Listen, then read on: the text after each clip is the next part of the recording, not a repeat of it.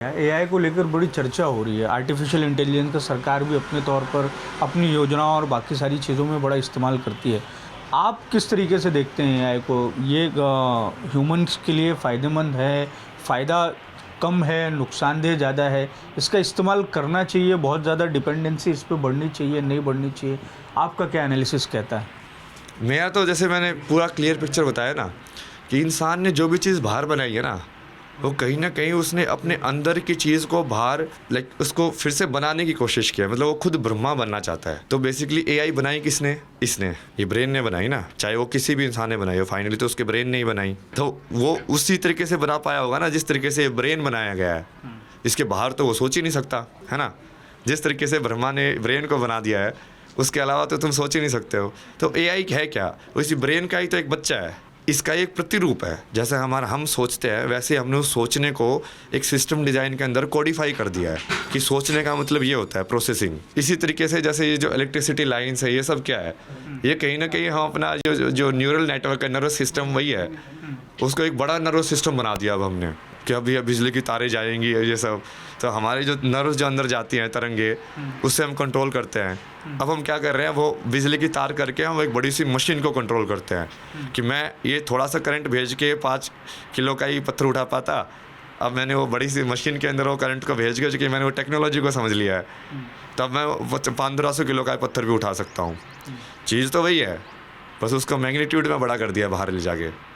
तो जो एआई जो है वो एक्चुअल में जो एआई जो थिंकिंग है वो तो यहाँ पे है, प्रोसेसर।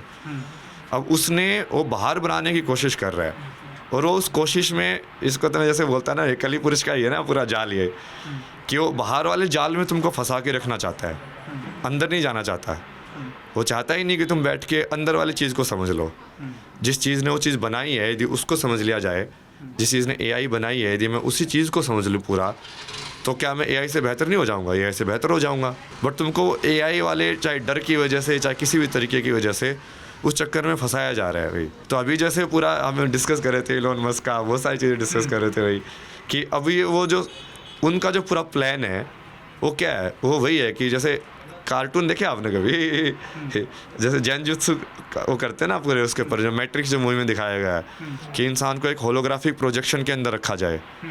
तो जब एआई के ऊपर, जब आपको पता ही नहीं होगा कि कौन सी चीज़ आपके मोबाइल के ऊपर एआई बना रही है और कौन सी चीज़ सही में रियल इंसान है, और उसके वजह से आपके थॉट मैनिपुलेट हो रहे हैं, तो कहीं ना कहीं तो उसने वो पूरा जाल बिछा दिया ना, माया जाल, और उसके अंदर आप फंस भी रहे हो बढ़िया से। तो होने को तो वो बेसिकली प्रोसेसिंग पावर ही है, जैसे हमारी मन की प्रोसेसिंग पावर है।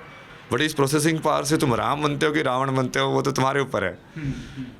तब वो प्रोसेसिंग पावर इतनी पावरफुल हो गया कि वो अस्त्र जो है, एआई अस्त्र मान लो उसको, कि एक अस्त्र बना लिया उन्होंने कि हाँ, इससे हम इतनी सारी चीज़ें कर सकते हैं। अब वो एआई अस्त्र जिसके हाथ में होगा, अब वो कैसे यूज़ करेगा? इसका बढ़िया यूज़ भी कर सकते हैं। जैसे कि अब एआई के यदि हम अपने सारे ये सब सवाल जवाब इसके ऊपर ट्रेन कर दें, अपने सारे संस्कृत वेद इसके ऊपर ट्रेन कर दें, तो आप उससे कोई भी सवाल पूछोगे, आपको किसी शास्त्री उसकी ज़रूरत ही नहीं पड़ेगी फिर, क्योंकि सबसे बड़ी शास्त्री तो वही बन गया आपकी एआई। उसको सब पता है सारा ज्ञान, तो आपको सारा ज्ञान घर बैठे मिल जाएगा। बढ़िया यूज़ भी है उसका, सिखाने के लिए, एजुकेशन के लिए। बट वो जिस डेटा पे आप उसको ट्रेन कर रहे हो, उसके हिसाब से जवाब देगी आपको। वो बहुत इंपॉर्टेंट है। अभी जैसे आप एआई है, ये सब वेस्टर्न वाले लोगों ने डिज़ाइन किया है। अब आप उनसे मान लो एआई से जाके पूछोगे कि गुरुजी रितेश्वर जी के बारे में कुछ बताइए, तो वो आपको कितने ज़्यादा चांसेस है कि वो पॉजिटिव जवाब देगी और कितने ज़्यादा चांसेस है कि नेगेटिव जवाब देगी। क्योंकि वो उन लोगों ने ट्रेन किया है, तो वो नेगेटिव जवाब ही देंगे, क्योंकि उन लोगों के हिसाब से तो ये सब कुछ होता ही नहीं है। वेस्टर्न वर्ल्ड के अंदर तो आध्यात्मिकता ये सब नौटंकी है, समझ रहे हो? वो तो थॉट को ही भगवान मानते हैं और पैसे को भगवान मानते हैं, दो चीज़ें उनके पास। और इसी वजह से डाला ना, ये चक्कर जैसे बनाया ना कि ये जो वाइट ब्लॉक जो है, ये यूरोप वाला और यूएस वाला, ये थॉट ड्रिवन कॉन्शियसनेस है। थॉट ड्रिवन कॉन्शियसनेस मतलब कि जो सिर्फ विचारों के हिसाब से चल रही चेतना है जी। और वो बेसिकली ईगो ने उसको पकड़ लिया, अहंकार ने। जब अहंकार उसको पकड़ लेगा तो क्या करेगा? वो तुमसे बेसिकली बड़ी चीज़ कराएगा रावण की तरह, बट वो धर्म के हिसाब से नहीं होंगे। और उसमें जैसे चक्र में ही मैंने बताया कि उन लोगों का ऊपर वाला चक्र तो एक्टिव है, बट उनका नीचे ग्राउंडिंग नहीं है। इसलिए तो इन लोगों से बार बार होता है कि हम मार्स में चले जाएंगे। अरे मार्स में धरती को तो समझ ले पहले धरती को तो समझ ले, मार्स पे तो तब चला जाएगा जब तू धरती की सारी प्रॉब्लम सॉल्व कर दे। ये बड़ी प्रॉब्लम है कि दुनिया में इतनी गरीबी है, भुखमरी है, कि ये बड़ी प्रॉब्लम है कि हम मार्स पे कैसे जाएं, बता मुझे। यदि उसको ऐसे ही सिद्ध करना है कि मैं बहुत बड़ा इंसान हूँ, तो बड़ी प्रॉब्लम को लेना तू, तेरे से वो तो हल हो नहीं रही है ना, उसको हल करना भी नहीं है तेरे को, तो बस तेरे को ये दिखाना है कि हाँ मैं मार्स पे पहुंच जाऊंगा। बट वो बड़ी चीज़ थोड़ी है, वो तो बहुत छोटी चीज़ है। दुनिया में तू किसी सारे लोगों को खाना पहुंचा दे तो वो बड़ी चीज़ होगी, तू वो करके दिखा, है ना, वो बड़ा चैलेंज है। बड़ा चैलेंज है वो।